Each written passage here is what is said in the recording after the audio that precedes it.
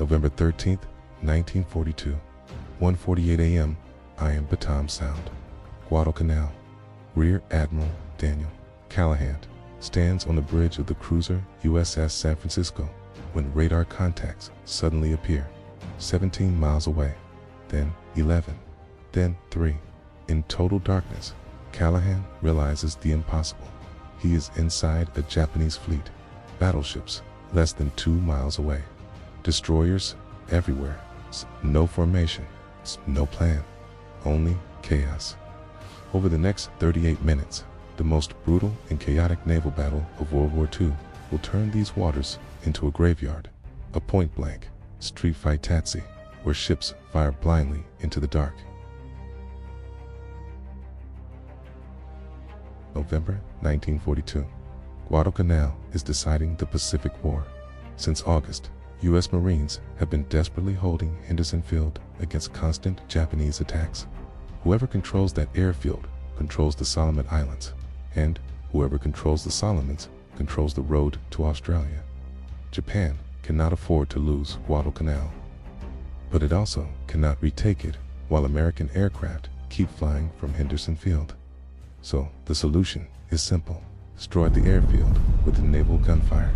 Vice Admiral Hiei is given a straightforward mission: sail battleships Hiei and Kirishima into Ironbottom Sound at night, bombard Henderson Field into rubble, and withdraw before dawn. With them, a light cruiser and 11 destroyers. Overwhelming firepower. The Americans know they're coming.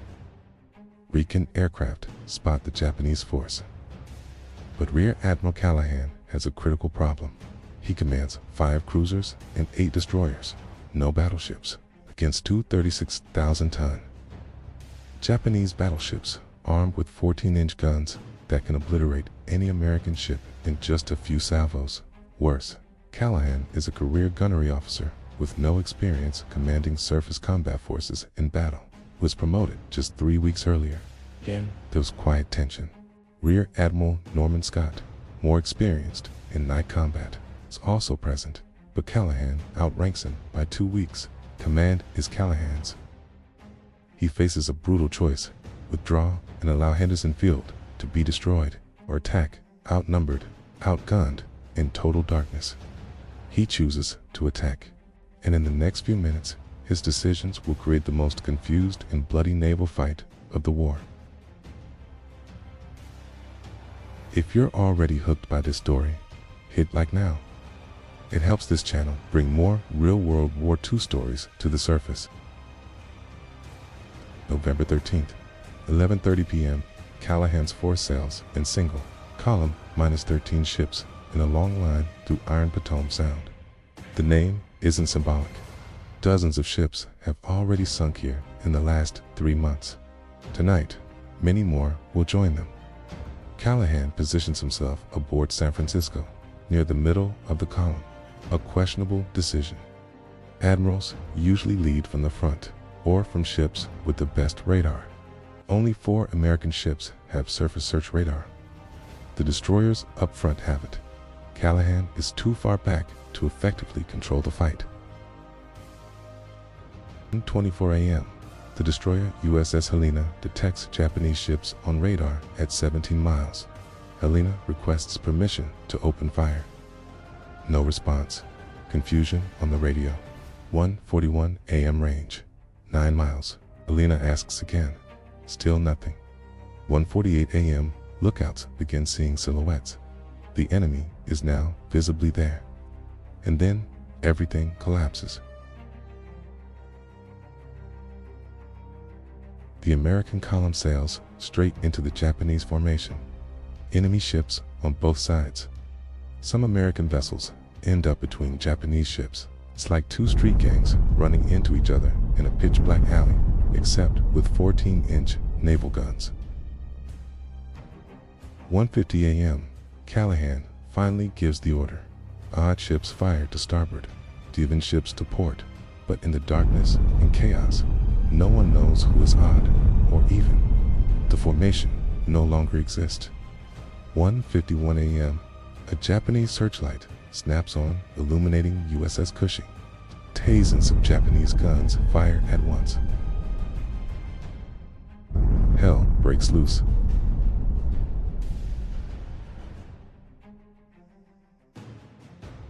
For the next 38 minutes, naval combat becomes a nightmare. Picture it: total darkness, ships racing at 30 knots, searchlights flickering on and off, guns firing in every direction, explosions lighting the sea. American and Japanese ships so close they nearly collide. The destroyer USS Laffey charges to within 2,000 feet of the battleship Hiei. That's point blank. Laffey fires torpedoes at less than a third of their normal arming distance. Her guns fired horizontally into Hiei's superstructure. Hiei tries to return fire, but her massive guns can't depress low enough, so the battleship uses anti-aircraft machine guns against the destroyer. Eventually, Japanese cruisers tear Laffey apart. She sinks with 59 men. Chaos turns deadly. USS Cushing is hit by more than 10 shells in 2 minutes. Her bridge explodes. Engines flood. She burns, dead in the water. Rear Admiral Norman Scott stands on the bridge of USS Atlanta when 8 tent shells slam into the ship. They're American shells. San Francisco has fired on Atlanta by mistake. Scott is killed instantly. Atlanta is hit 19 times, crippled and burning. Less than 3 miles away, Callaghan aboard San Francisco faces Hiei. Japanese searchlights lock onto the cruiser. 14-inch shells begin smashing in. The bridge is obliterated. Callaghan is killed. Every senior officer is dead or wounded, but the gunners keep firing. San Francisco hits Hiei repeatedly. 1 shell penetrates the steering compartment. The battleship loses control, circling helplessly. The destroyer, USS Monson, is mistaken for an enemy by both sides. Japanese fire, American fire. 37 shells hit her. She becomes a floating inferno. The destroyer, USS Barton, is struck by 2 torpedoes simultaneously. She breaks in half and sinks in under a minute. Most of her crew never reach life jackets. And then something unthinkable happens. The Japanese realize they are losing. 2:00 a.m., just 10 minutes into the fight.